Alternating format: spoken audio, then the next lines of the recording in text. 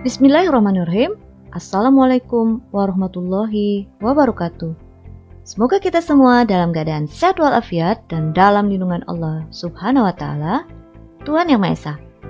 Pada kesempatan ini, saya Caroline SP akan menyampaikan materi tentang sistem reproduksi manusia untuk siswa-siswi kelas 9 semester 1.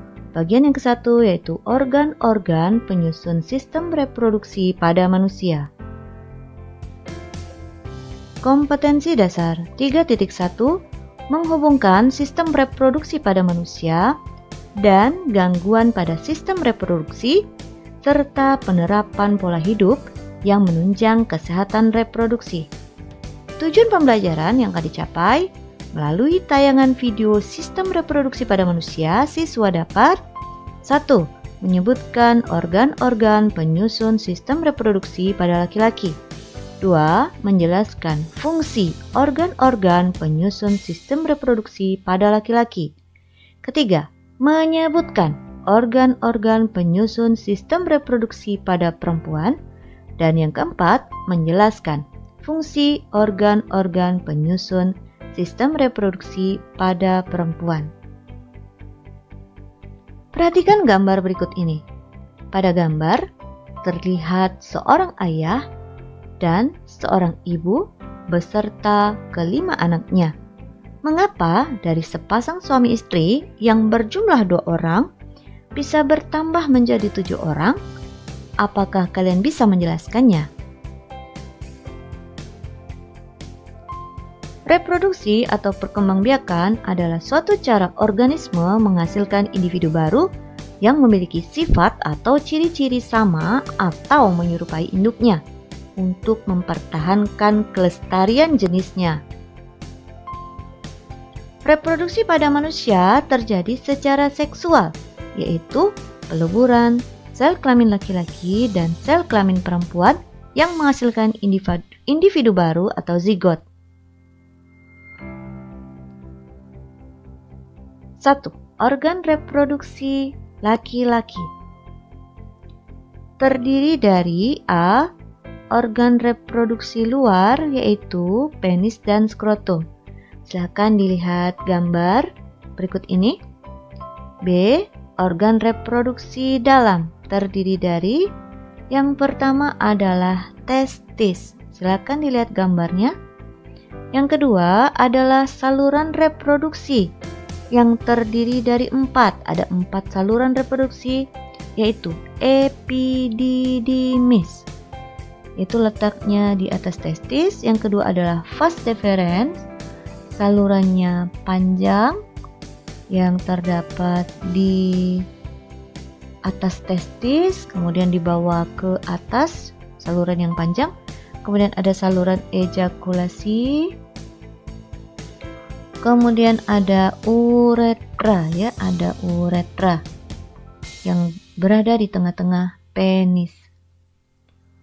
Selanjutnya untuk kelenjar reproduksi terdiri dari vesikula seminalis, kelenjar prostat dan kelenjar Cowper. Silakan dilihat gambarnya di mana letak kelenjar prostat. Kelenjar prostat letaknya di bawah kandung kemih, kemudian kelenjar Cowper itu berada di bawah kelenjar prostat. Baik, kita lanjutkan. Nah, organ reproduksi pada laki-laki. Nah, ini gambarnya tampak samping. 1. Penis, yaitu alat untuk memasukkan sel sperma ke dalam alat reproduksi perempuan. Yang kedua adalah skrotum. Silakan dilihat, ada skrotum. Merupakan kantong pelindung testis yang berfungsi mengatur suhu testis agar sesuai dengan kehidupan sel sperma. Yang B yaitu alat reproduksi bagian dalam laki-laki. Yang pertama adalah testis. Silakan dilihat gambarnya. Testis sebagai penghasil sperma dan hormon testosteron. Kita lanjutkan. Saluran reproduksi, saluran itu seperti sebuah selang atau sebuah pipa ya. Yang pertama adalah epididymis, berfungsi sebagai tempat pematangan sperma. Silakan dilihat epididymis terletak di sekitar testis. Yang kedua adalah vas deferens. Nah, setelah dari testis ke epididymis nanti diangkut oleh vas deferens mengangkut sperma matang dari epididymis ke kantong sperma atau vesicula seminalis. Silakan dilihat di mana letak vesicula seminalis.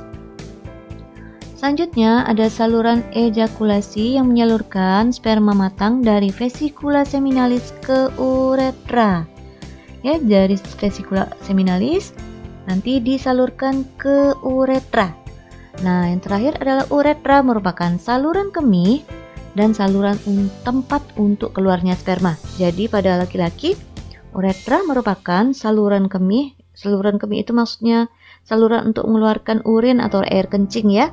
Dan ada juga tempat untuk mengeluarkan sperma. Oke, selanjutnya ada kelenjar reproduksi. Yang pertama adalah vesicula seminalis yang bersifat basah, menghasilkan fruktosa yang merupakan sumber energi bagi sperma. Jadi sperma itu memerlukan energi, kemudian menghasilkan hormon prostaglandin. Yang kedua ada kelenjar prostat. Silakan dicari di mana letak kelenjar prostat. Kelenjar prostat itu fungsinya adalah menghasilkan asam sitrat yang menghasilkan energi dan menghasilkan seminal plasmin yang membunuh bakteri dalam saluran reproduksi. Nah, ini adalah fungsi dari kelenjar prostat.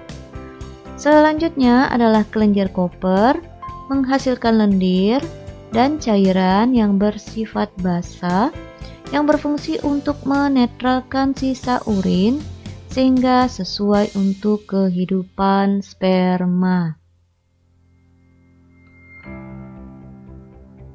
Oke, selanjutnya adalah tentang organ reproduksi pada perempuan.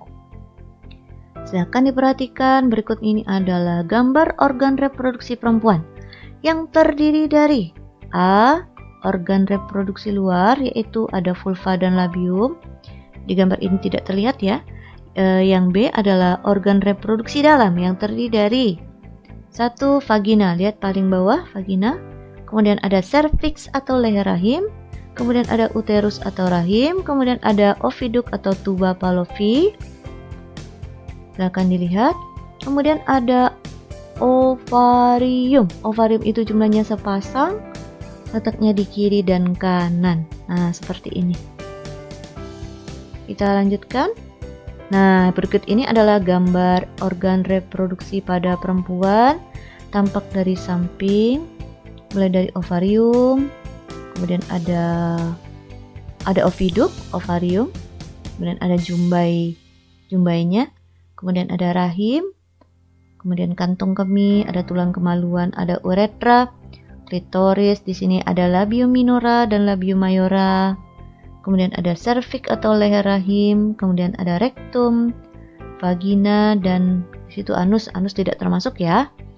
Oke, organ reproduksi luar pada perempuan yaitu 1. Vulva, merupakan celah terluar dari organ reproduksi perempuan. Di dalam vulva terdapat uretra dan vagina. Yang kedua adalah labium, yaitu bagian yang membatasi vulva. Terdapat sepasang labium mayora dan labium minora. Ini organ reproduksi luar pada perempuan. Selanjutnya, organ reproduksi dalam.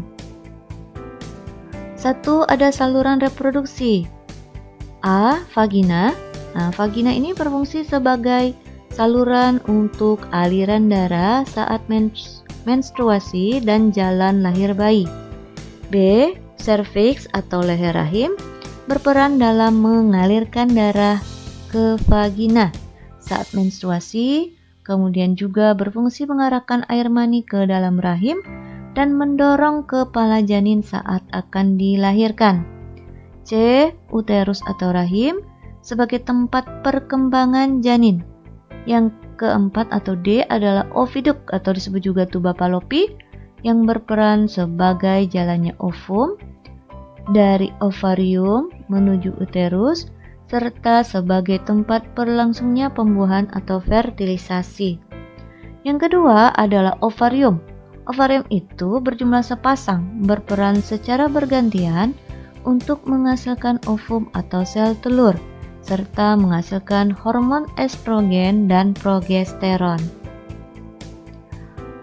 Kesimpulannya, sistem reproduksi pada laki-laki terdiri dari organ bagian luar dan organ bagian dalam. Organ bagian luar terdiri dari penis dan skrotum, sedangkan organ bagian dalam terdiri dari testis, kemudian ada saluran reproduksi dan kelenjar reproduksi. Sistem reproduksi pada perempuan terdiri dari organ bagian luar dan organ bagian dalam. Organ bagian luar terdiri dari vulva dan labium, sedangkan organ bagian dalam terdiri dari saluran reproduksi dan ovarium. Setiap organ reproduksi memiliki fungsi masing-masing dan bekerja sama membentuk sistem reproduksi. Demikianlah materi kita pada kesempatan ini. Semoga bisa difahami dengan baik. Akan kita lanjutkan pada materi selanjutnya. Saya akhiri. Assalamualaikum warahmatullahi wabarakatuh.